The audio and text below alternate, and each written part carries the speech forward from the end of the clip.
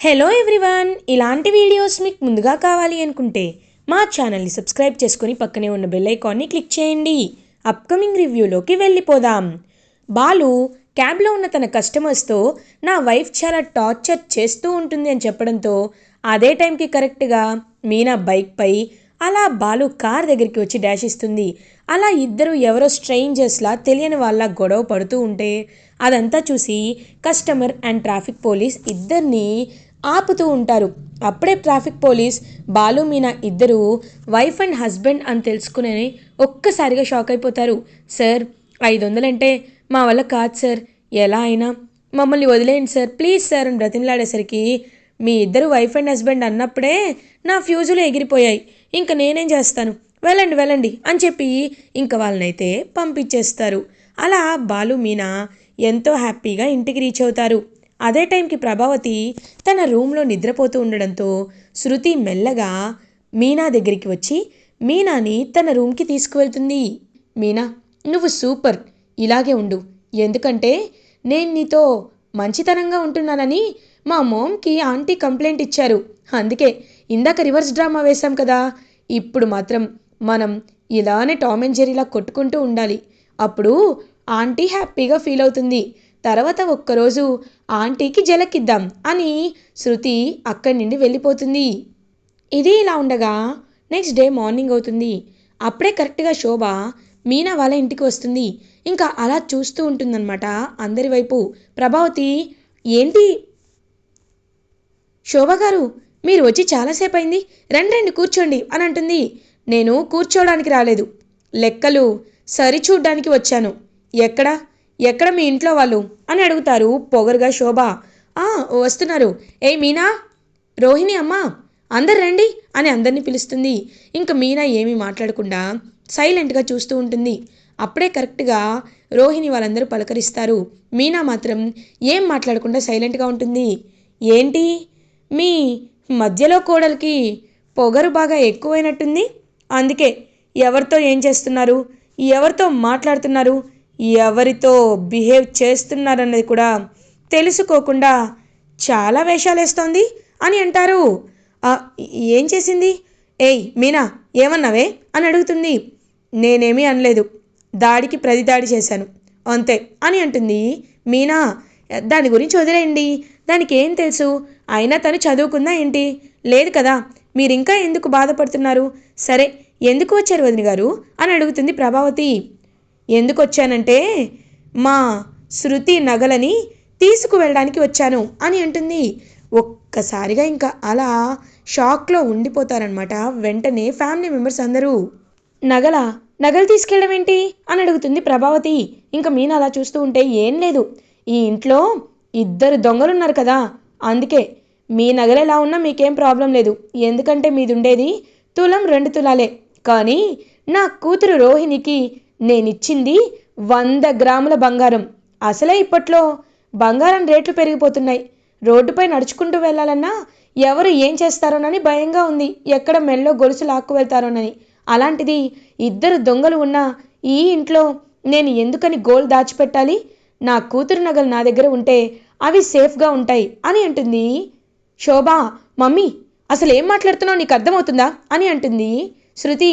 Baby, నీకేమీ తెలీదు, నువ్వు ఊరుకో, అయినా నువ్వు నాకు చెప్పావు కదా, ఒకప్పుడు ఈ మనోజ్ వెరీ రీసెంట్గా మీనా నగలను ఎత్తుకుపోయాడని, అమ్ముకున్నాడని, బిజినెస్లో లాస్ వస్తే నగలు అమ్ముకొని వాటిలో తీర్చుకున్నాడని, ఇప్పటికీ అప్పు కట్టలేక గబ్బిలంలా వేలాడుతున్నాడని చెప్పావు కదా బేబీ అని అంటుంది శోభ.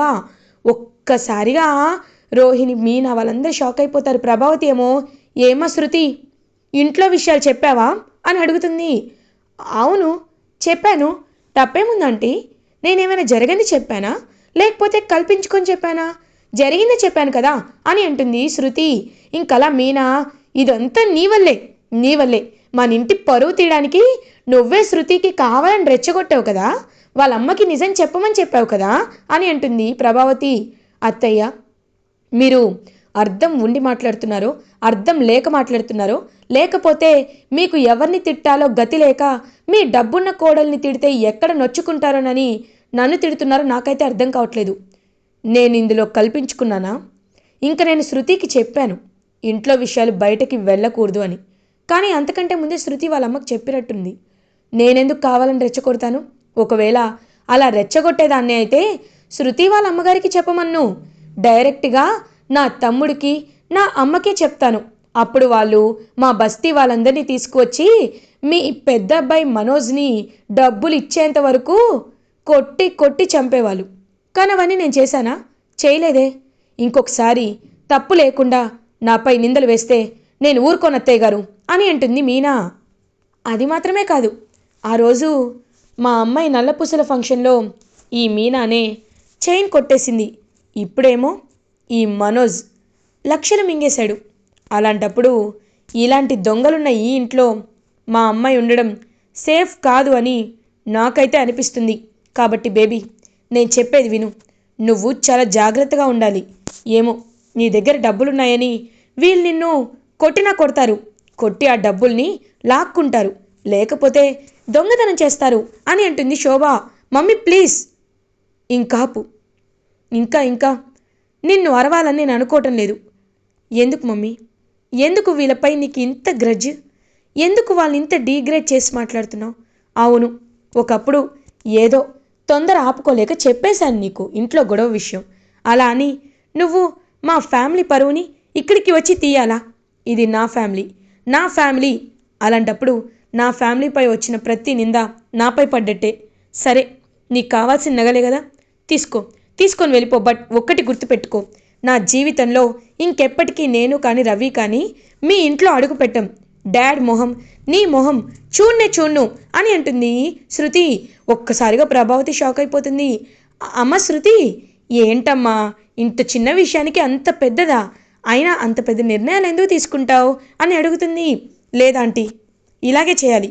లేకపోతే మనందరం సంతోషంగా ఉన్నప్పుడల్లా మమ్మీ వస్తుంది, వచ్చి ఏదో ఒక గొడవ పెడుతుంది. ఆ గొడవలో మీనా కానీ బాలు కానీ బలవుతున్నారు. ఇది ఒక్కసారి కాదు, 2-3 సార్లు జరుగుతుంది. అలాంటప్పుడు నేను ఎందుకు విడిచిపెట్టాలి? అస్సలు తగ్గను అని కోపంగా చూస్తూ ఉంటుంది శృతి. అయినా ఈ మీనా నువ్వు ఇద్దరూ ఒకే ఇంట్లో ఉండకూడదు. బేబీ, నా మాట విను, నువ్వు బయటికి వచ్చేసే అని అంటుంది శోభ. ఇంకలా శృతి చూస్తూ ఉంటే ప్రభావతి, అయ్యో వదిన గారు, ఇంత చిన్న విషయానికి ఎందుకంటే అంత పెద్ద నిర్ణయాలు? అయినా ఈ కష్టాలన్నీ ఇదిగో ఈ మహాతల్లి మీనా ఉందే దీనివల్లే. ఏయ్, వింటున్నావా? నీ వల్ల ఇవాళ శృతిని వాళ్ళ అమ్మగారు బయటికి వచ్చేయమంటున్నారు. ఇదంతా నీ వల్లే కదే. వీళ్ళందరినీ బాధ పెట్టి నువ్వేం బాగుపడతావే? ఛీ, ఈ ఇంట్లో నుండి బయటికి వెళ్ళిపోయినా సరిపోయేదేమో, ఒక దరిద్రం వదులుతుంది అని మీనాని ప్రభావతి అనేసరికి ఒక్కసారిగా బాలుకి చాలా కోపం వస్తుంది. ఆపో, ఇంకాపు. ఇన్ని మాటలు పడ్డాక మనిషి అన్నవాడు ఎవడు ఈ ఇంట్లో ఉండడు. అయినా ఎన్నోసార్లు మీనా ఓర్చుకుంటూనే ఉంది. నువ్వు ఎన్ని సూటిపోటి మాటలు మాట్లాడినా కనీసం పళ్ళెత్తి కూడా ఒక మాట మాట్లాడలేదు. కానీ ఈ రోజుకి ఆ హద్దు నువ్వు మీరిపోయావు. ఈరోజు నువ్వు మనిషి అనే విషయాన్నే మర్చిపోయావు. కాబట్టి ఈ ఇంట్లో ఉండాల్సిన దౌర్భాగ్య స్థితి మాకు కలగలేదు. ఇన్ని రోజులు నీ మొహం చూసి కాదు, మా నాన్న మొహం చూసే ఈ ఇంట్లో ఉన్నాను. కానీ ఇప్పుడు అది కూడా నన్ను ఆపటం లేదు. నాన్న, నేను వెళ్ళిపోతున్నాను నాన్న. మీనా పద అని అంటారు. రే బాలు ఆగరా అని అంటారు సత్యం. వద్దు నాన్న, వద్దు. ఇంక ఒక్క నిమిషం మేము ఇక్కడున్నా మాకు నిజంగా సిగ్గు లేనట్లే. ఇదిగో ఈ లక్షలు మింగిన వాళ్ళ కొంచెం కూడా బుద్ధి లేకుండా, కొంచెం కూడా తప్పు చేశానని సిగ్గు లేకుండా ఈ ఇంట్లో ఉన్నట్టే. కాబట్టి నేను ఇంట్లో ఉండను. ఎప్పుడైతే నాకు మీనాకి గౌరవం వస్తుందో, గౌరవం వచ్చిన చోటే అప్పుడే వస్తాను. చూడు ప్రభావతి, అమ్మావతి, ఇన్ని రోజులు ఎప్పుడెప్పుడు నేను నిన్ను అమ్మ అని పిలుస్తాను, ఎప్పుడెప్పుడు నువ్వు నన్ను కొడుగ్గా యాక్సెప్ట్ చేస్తావోనని కళ్ళు కాయలు కాచేలా ఎదురు చూశాను. కానీ ఒక్కరోజు కూడా నువ్వు నా కోరిక తీర్చలేదు. ఇప్పుడు చెప్తున్నాను, నువ్వే పడే రోజు ఖచ్చితంగా వస్తుంది, వచ్చి తీరుతుంది. అప్పుడు నీకు మీనా విలువంటే ఏంటో తెలుస్తుంది. మీనా పద వెళ్దాం అని చెప్పి ఇంకా అలా మీనాని తీసుకువెళ్ళిపోతాడనమాట బాలు. శోభ ఏమో అమ్మయ్యా ఇప్పుడు కరెక్ట్గా ఉంది, ఆ మీనా ఇంట్లో లేదు, తర్వాత ఏదో ఒకటి చెప్పి ఇదిగో ఈ ప్రభావతి మీదే చాలా చాడీలు చెప్పొచ్చు. మీనాని బయటికి గెంటేసింది అని చెప్పొచ్చు. కాబట్టి అప్పుడు బేబీ కూడా బయటకు వచ్చేస్తుంది. అదే కదా నాకు కావాలి. ఈ ఇల్లు ముక్కలు ముక్కలు అయిపోవడమే నాకు కావాలి. అప్పుడు మా పగ, నా భర్త పగ ఖచ్చితంగా తీరుతుంది అని మనసులో అనుకుంటూ అక్కడి నుండి వెళ్ళిపోతుంది శోభ. ప్రభావతి మాత్రం ఎంతో హ్యాపీగా ఉంటే శృతి ఇప్పుడు మీరు చాలా హ్యాపీగా ఉన్నారు కదా ఆంటీ. నాకు తెలుసు మీరు హ్యాపీగా ఉంటారని. మీరు కోరుకుంది ఇదే కదా. మీరు మా మోమ్ ప్లాన్ చేసింది ఇదే కదా. అర్థమైందంటీ, బాగా అర్థమైంది.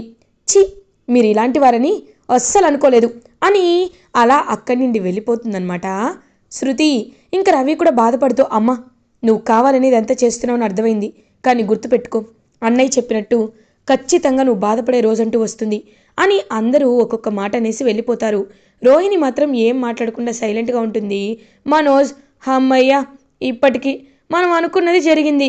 ఆ మీనా ఎప్పుడెప్పుడు ఇంట్లో నుండి వెళ్ళిపోతుందా అని ఇన్ని రోజులు ఎదురు చూశాను. వెళ్ళిపోయింది.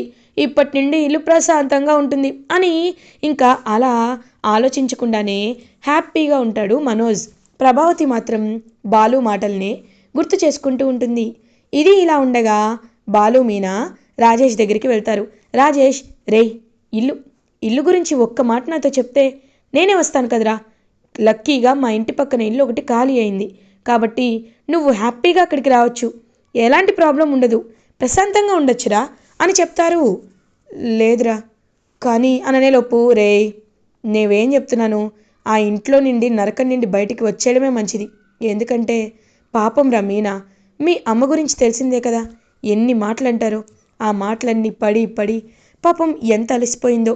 ఇప్పుడు నిండైనా ప్రశాంతంగా ఉండండి. నువ్వేం కంగారు పడకు. 2 కార్లు కొన్నావు, ఒక్క 5,000 ఇంటద్దె కడితే నీకు మంచి ఇల్లు వస్తుంది అని అంటాడు. రే నేను డబ్బు గురించి ఆలోచించట్లేదురా. నేను ఆలోచించేది మా నాన్న కోసం. ఎందుకంటే మా నాన్న చిన్నప్పటి నుండి నన్ను పెంచలేదనే బాధతో ఉన్నాడు. అందుకే నా ప్రాణం పోయేంత వరకు నేను మా నాన్న దగ్గరే ఉండాలనుకున్నానురా. కానీ అలా జరగలేదు కదా అని బాధపడుతూ ఉంటే, రే వాళ్ళే ఖచ్చితంగా నిన్నొచ్చి అర్థం చేసుకుంటారు. నువ్వేమీ కంగారు పడద్దు రా అని చెప్పి ఇంటికి తీసుకువెళ్తాడు. అలా ఇంకా వాళ్ళకైతే ఒక కొత్త ఇల్లు ఉంటుంది. ఇంకా వాళ్ళిద్దరూ పాలు పొంగించి బాలు మీనా ఇద్దరూ గృహప్రవేశం చేస్తారు ఇంట్లో. మీనా నువ్వేం బాధపడద్దు, త్వరలో నా ఇంటికి వెళ్ళిపోదాంలే అని ఓదార్చి మీనా ఏమో ఇంక తన పువ్వులు కట్టుకుంటూ ఉంటుంది. బాలు ఏమో క్యాబ్ నడుపుతూ ఉంటాడు.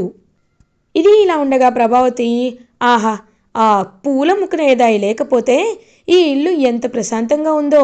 ఆ పూలమ్ముకునేది ఎప్పుడూ హడావిడి చేస్తూనే ఉంటుంది. చచ్చ. అమ్మా రోహిణి ఒక కాఫీ తీసుకురామ్మా అని అంటారు. లేదత్తయ్యా, నేను బయటికి వెళ్ళాలి, ఏమనుకోకండి. మనోజ్, వెళ్తున్నాను అని వెళ్తుంటే నేను వచ్చేస్తానని ఇద్దరు బయటికి వెళ్ళిపోతారు. ఇటువైపు శృతిని అడుగుదామంటే, ఆంటీ మీరు మధ్యాహ్నం మీరే వంట చేయాలి కదా, ఏం అక్కర్లేదులే, మేము హోటల్లో తింటాం, మీరు కష్టపడద్దా ఆంటీ, మీరు ఇలాగే ఉండండి అని చెప్పి అలా అక్కడి నుండి వెళ్ళిపోతారు రవి అండ్ శృతి. ఇదేంటి ఇప్పుడు వంట నేనే చేయాలా అని అనుకుంటుంది. సత్యం, ఇప్పుడే వాకింగ్ చేసి వచ్చాను, వెళ్ళి కాఫీ తీసుకురా అని అంటారు. తీసుకొస్తాను అని తీసుకొచ్చేసరికి, ఇదే కాఫీ, మీనా ఎంత బాగా చేస్తుందో అని అంటారు. అయితే ఆ మీనా ఇంటికి వెళ్ళి తాగండి, నన్ను అడుగుతారేంటి అని మొహమంతా మార్చుకుంటుంది. సరే వెళ్ళి టిఫిన్ చేయి, ఎందుకంటే వాటిని టిఫిన్ చేయాల్సింది నువ్వే కదా అని చెప్పేసరికి ఇంకా అలా ఇంట్లో పనులన్నీ మీనా ఏమేం పనులు చేస్తుందో ఆ పనులన్నీ చేసి అలసిపోతూ ఉంటుంది ప్రభావతి. ఇది ఇలా ఉండగా కొన్ని డేస్ పాస్ అవుతాయి. ప్రభావతి ఇంట్లో పని చేసి ఒళ్ళంతా అలసిపోతుంది. అమ్మో కామాక్షి ఖచ్చితంగా ఒక పని మనిషిని పెట్టుకోవాలి కామాక్షి అని అంటుంది ప్రభావతి. ఏ వదినా, నువ్వు చేయడానికి ఏమైంది? అయినా నీకు మొన్నే కదా 15 సంవత్సరాలు పోయి 16 సంవత్సరాలు వచ్చాయి అని అంటుంది కామాక్షి. ఏంటి వెటకారమా అని అంటుంది. లేదు, మమకారం. లేకపోతే ఏంటి వదిన, బంగారం లాంటి మీనాని బయటికి పంపించేశావు, తర్వాత ఏదో పెద్ద బ్రిటిషర్ని పంపేసిన ఇండియన్స్ లాగా ఎగిరావు, తర్వాత ఇప్పుడు చూడు ఎలా అయిపోయావో. అయినా నీ దగ్గర నుండి వెళ్ళిపోయినందుకు మీనాకి ఫ్రీడమ్ వచ్చింది కానీ నువ్వు నువ్వు ఇప్పుడు బాధ అనుభవిస్తున్నావు. మీనా విలువేంటో ఇప్పటికైనా అర్థమైందా అని అంటుంది కామాక్షి. నువ్వేనైనా చెప్పు, ఆ పూలు అమ్ముకునేదా మళ్ళీ నా ఇంటికి రాకూడదు అని ఇంకలా వెళ్ళి కళ్ళు తిరిగి పడిపోతుంది ప్రభావతి. ఒక్కసారిగా ఇంకా మనోజ్ వాళ్ళు అమ్మా అమ్మ ఏమైంది అని చెప్పి వెళ్ళి చూస్తారు. డాక్టర్ని ఇంటికి పిలిపిస్తారు. డాక్టర్ ఏమో ఆవిడకి పని ఒత్తిడి ఎక్కువైంది, అందుకే ఆవిడ నీరసంతో కళ్ళు తిరిగి పడిపోయారు. ఆవిడకి బయట ఫుడ్ కూడా పెట్టకూడదు, కేవలం ఇంట్లో ఫుడ్ మాత్రమే పెట్టాలి అని అంటారు. ఇంక వెంటనే మనోజ్, ఏంటి ఇంట్లో ఫుడ్డా? అయినా ఇంట్లో ఎవరికి వంటొచ్చు? మర్చిపోయాను, ఉన్నాడు కదా రేయ్ రవి, నువ్వెలాగో వంట చేసుకునేవాడివే కదరా, అలాంటప్పుడు అమ్మకి ఇంట్లో ఉండి వండి పెట్టు అని అంటారు. చూడు, మా వాళ్ళు, మా సార్ మాకు నెలకి 2 రోజులే సెలవిస్తారు. ఆ సెలవులు సంక్రాంతికి అయిపోయాయి. ఈ నెలలు మాకు సెలవులు ఇవ్వరు. లీవ్ లేకపోతే జీతం కట్ చేస్తారు. అసలే కార్ కొనుక్కోవాలనుకుంటున్నాం, వాటి కోసం సేవ్ చేసుకుంటున్నాను కదా అని అంటాడు రవి. ఇంకలా చూస్తూ ఉంటాడనమాట రవి వైపు సత్యం. రోహిణి వదిన ఉంది కదా, రోహిణి వదినకి వచ్చు కదా అని అనేసరికి, అమ్మో వద్దు, ఆ మైదా పచ్చడి నేను మళ్ళీ తినలేను అని అనుకుంటూ ఉంటారు. రేయ్ సరిపోయారా, బాగా సరిపోయారు. అయినా ఈ ప్రభావతికి కావాల్సిందే, వెళ్ళండి వెళ్ళండి అని అందరినీ పంపించేస్తే ఇంకా అలా చూస్తూ ఉంటారనమాట సత్యం. ఇప్పటికైనా అర్థమైందా ఎవరు ఎలాంటి వాళ్ళో? రవి ఒకరి దగ్గర డబ్బులు తీసుకోడు, ఒకరి దగ్గర డబ్బులు చేయిచాచి అడగడు. ఇప్పుడు కూడా అంతే, అలాగే జరుగుతుంది. నీ విషయంలో వాళ్ళకి కొంచెం కూడా బాధ లేదు. ఇప్పటికైనా గుర్తు చేసుకో. నిన్ను ప్రభావతి ఏమీ మాట్లాడకుండా అలా ఆలోచనలో పడుతుంది. ఇలా ఎపిసోడ్ ఎండ్ అవుతుంది. ఫర్దర్ ఎపిసోడ్ రివ్యూస్ ముందుగా మీకు కావాలి అనుకుంటే మా ఛానల్ని సబ్స్క్రైబ్ చేసుకోండి. Thanks for watching.